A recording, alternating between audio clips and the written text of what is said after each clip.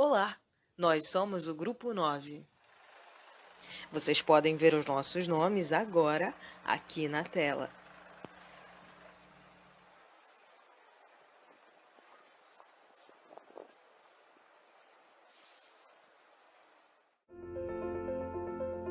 Vamos falar sobre os empreendimentos de impacto nos grandes centros urbanos. Mas quais são as áreas que podem ser consideradas grandes centros urbanos? Uma cidade é formada pela interação entre pessoas, recursos e meios de produção. Assim como os cargos de uma empresa, as cidades possuem hierarquias entre si que basicamente organizam-se assim. Quanto mais alta for a sua posição no topo da pirâmide, maior influência a cidade exerce sobre aquelas que estão localizadas abaixo, sobretudo por causa da disponibilidade de produtos e serviços em relação às outras. Além das metrópoles, grande parte dos centros regionais também são considerados grandes centros urbanos por concentrarem maior número de serviços e atividades comerciais que as outras áreas da cidade. Para serem melhor aproveitados, de modo a atender às necessidades de uma população, os espaços existentes nas cidades, espaços urbanos, são setorizados, baseado nos princípios do Estatuto das Cidades e nas definições de cada plano diretor. É importante lembrar que, de acordo com a Constituição Federal Brasileira, as cidades só são obrigadas a ter plano diretor se possuírem acima de 20 mil habitantes.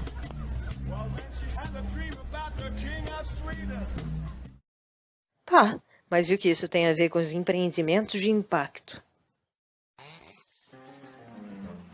Pode não parecer, mas tudo que realizamos e produzimos nas cidades gera impactos, grandes ou pequenos. Empreendimentos de impacto são aqueles públicos ou privados capazes de causar impactos significativos em uma região, que pode ser composta por um ou mais bairros ou cidades. Para explicar melhor do que se trata, escolhemos 3 empreendimentos localizados em Recife e em Nova York e listamos os impactos causados por eles nas áreas centrais em que se encontram. Antes de prosseguir para os estudos de caso, vamos entender as diretrizes. De acordo com o Plano Diretor e a Lei de Uso e Ocupação do Solo da cidade do Recife, são considerados empreendimentos de impacto aqueles que possuem área maior que 3 hectares, cuja área construída seja maior que 20 mil metros quadrados, ou ainda áreas com análise específica. Mesmo sem atingir a área mínima, shoppings, estações de tratamento, terminais de transporte, centros de diversão, cemitérios e presídios são considerados empreendimentos de impacto. Esses empreendimentos causam impacto natural ou não ao entorno, podendo afetar a infraestrutura. Os moradores do entorno devem estar cientes da implantação do empreendimento. Além disto, deve haver ações mitigadoras para cada empreendimento de impacto.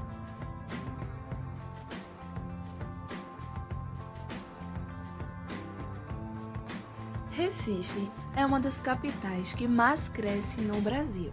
Nesta cidade foi construído um empreendimento de impacto, o Rio Mar Shopping, situado em uma localização privilegiada na interseção entre duas principais áreas da cidade, as zonas norte e sul. O Rio Mar mudou a paisagem do lugar. Com a construção do empreendimento, que tem 295 mil metros quadrados, houve a necessidade da construção da Via Mangue, projeto este desenvolvido para dar mobilidade urbana aos moradores das regiões circunvizinhas.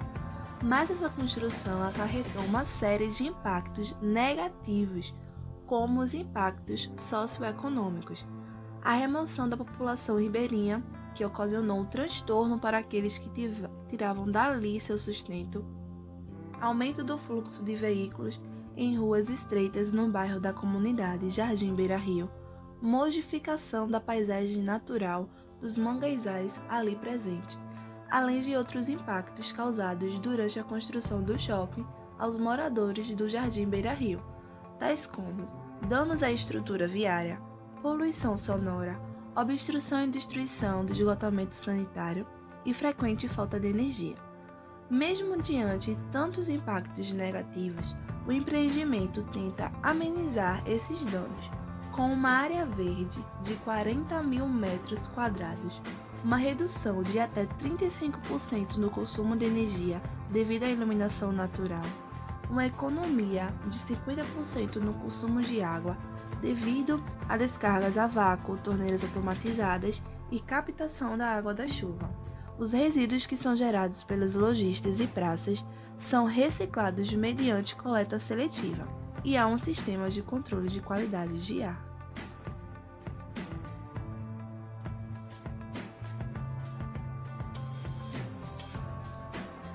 O Cais José Estilita é um terreno com diversos galpões abandonados, situado no bairro de São José, na cidade do Recife, com 101.174 metros quadrados.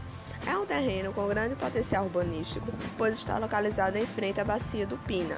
A área também fica próxima de avenidas como a Agamenon Magalhães e a Dantas Barreto, além do centro do Recife, onde está o coração da cidade e onde encontram-se diversos patrimônios histórico-culturais e inúmeros pontos de referência. Como o centro do Recife é uma região de grande valor histórico, é necessário construir-se novas edificações que respeitem a história do local, a fim de evitar grandes impactos visuais. No meio desse contexto, surge o projeto Novo Recife, um projeto que para muitos pode parecer inofensivo, mas que na verdade pode trazer diversos impactos ambientais, urbanísticos e sociais.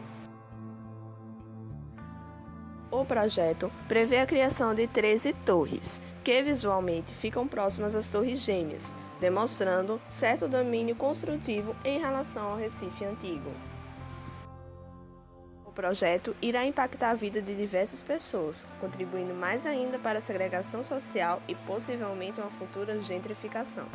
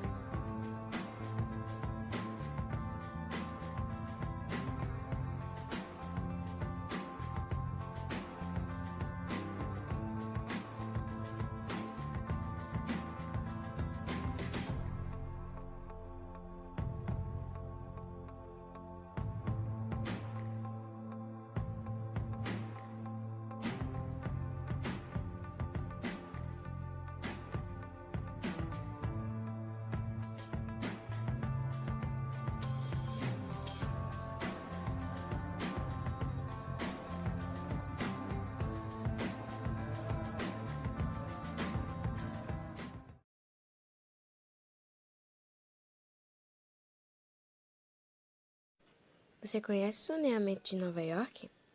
Bom, devido às moradias insalubres e aos altos edifícios que estavam nascendo em Manhattan, Nova York foi a primeira cidade americana a criar suas leis urbanísticas, baseadas em deixar um ambiente mais saudável e seguro. Com o passar do tempo, essas diretrizes foram ficando cada vez mais rígidas. No entanto, cerca de 40% das construções nova-iorquinas não atendem a elas. Com o segmento das leis urbanas previstas para a cidade, teríamos uma Nova York mais baixa e menos densa, porém menos acessível e mais elitista, visto que aumentaria o preço das moradias. E para onde iria toda essa gente que vive em Nova York hoje? As cidades vizinhas, superlotando-as, o que acontece fortemente aqui no Brasil. Um bom exemplo de empreendimento de impacto lá é o Hudson Yards, que fica em Manhattan, uma das áreas mais densamente populosas do mundo. O gabarito dos edifícios desse complexo é bem alto, pois, para construir no distrito, é necessário maximizar a área de piso, uma boa estratégia para mitigar o impacto dessa altura toda. O Hudson Yards é bastante acessível, pois se interliga a uma estação de metrô e ao High Line. É o maior empreendimento da cidade e abrange torres residenciais, escritórios, praças, jardins, shopping centers e restaurantes, e tem uma área de aproximadamente 56 mil metros quadrados. Mas o que um empreendimento tão grande proporciona ao local em que está inserido? Impacto econômico. Apenas em sua fase de construção, injetou 10 bilhões de dólares ao PIB norte-americano.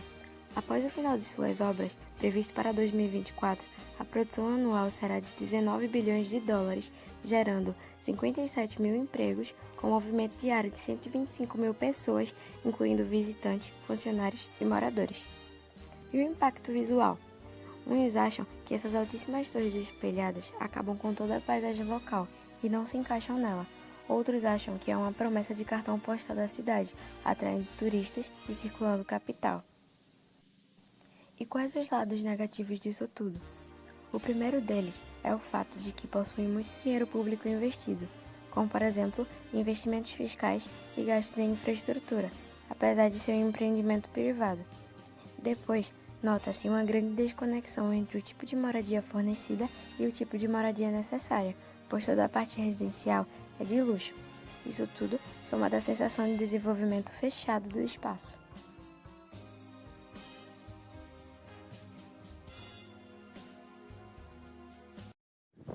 Dessa forma, podemos concluir que os empreendimentos de impacto são capazes de modificar brutalmente a estrutura e o desenho dos grandes centros urbanos. Daí, se faz necessária a participação da população nas decisões a respeito do solo da cidade, garantia assegurada pelo plano diretor, já que, assim como mencionam Oliveira e Bataus em seu artigo O Direito à Cidade, Urbanização Excludente e a Política Urbana Brasileira, o direito à cidade, enquanto meta individual, sublocado à terceira dimensão dos direitos e com amparo constitucional, é, fundamentalmente, um direito que os cidadãos têm a uma cidade rígida, a um ambiente harmônico e equilibrado e a um local que proporcione dignidade à pessoa. Now the world